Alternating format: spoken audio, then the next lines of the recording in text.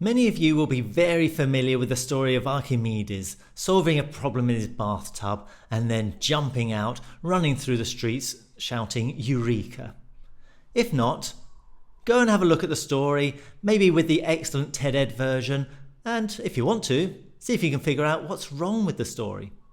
What we're going to do is we're going to focus on how the method works for measuring the density of an irregular shaped solid using a couple of different techniques. The first one is dead simple. You take a measuring cylinder and put some water in it. Record the level of the water. By the way, if you're writing instructions, don't forget that step. It's so easy to overlook. Record the initial level of the water. Another nice detail that you could get marks for is to mention the meniscus. Liquids in measuring cylinders tend to cling to the walls, so you get a curved surface. The measuring cylinders were designed so that the correct volume can be measured from the bottom of the meniscus. Also, beware of parallax error. Anyway, so to read, put the measuring cylinder on a flat surface and get your eye level with the bottom of the meniscus. Then drop the object you're wanting to measure in. Actually, sorry, no, that won't get you a mark. What's wrong with that?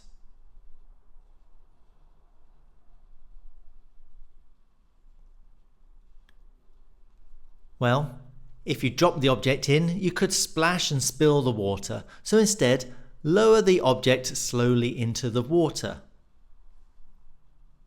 One nice idea is to tie a thin string, needs to be thin, onto the object to let you do this.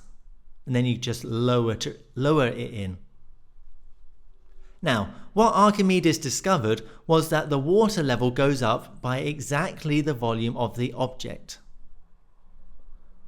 So, record the new volume of the water and subtract the original volume that you wrote down earlier to get the volume of the object. Nearly done, but we wanted density. So, use a top hand balance to measure the mass of the object. Then use the equation density equals mass over volume to calculate the density.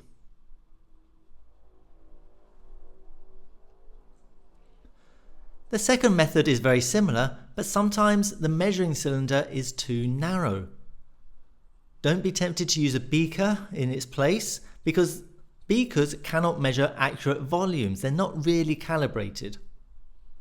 Instead, fill a Eureka can with water so it overflows a little into a beaker. Then, change the beaker for a dry one. Now you can lower your object carefully into the Eureka can and the water will overflow into the beaker. When done, transfer the water from the beaker into a measuring cylinder to find its volume. Again, measure the mass using a top hand balance and calculate the density with D equals m over V. Now, both of these techniques have a major issue that they only really work well if the object sinks, if its density is greater than the density of water. Can you think of a way to do this if the object's density is less than the density of water?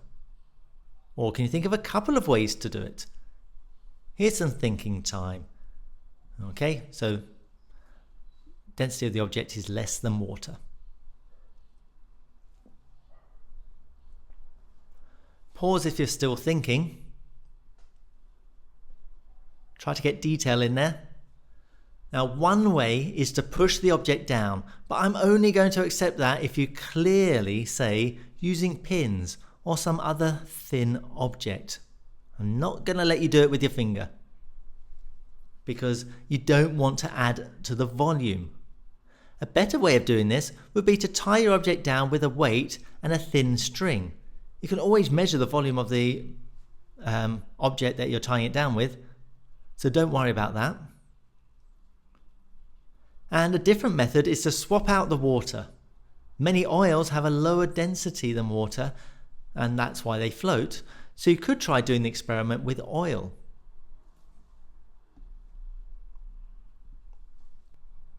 So there you have some detailed instructions on how to measure the volume of an irregular solid. Now, take away the basic method, but also I spent some time really trying to go into a bit of detail about how the experiment's done and why it's done in that way. So take that away as well and try to make sure that whenever you are writing experimental plans that you include that kind of detail yourself.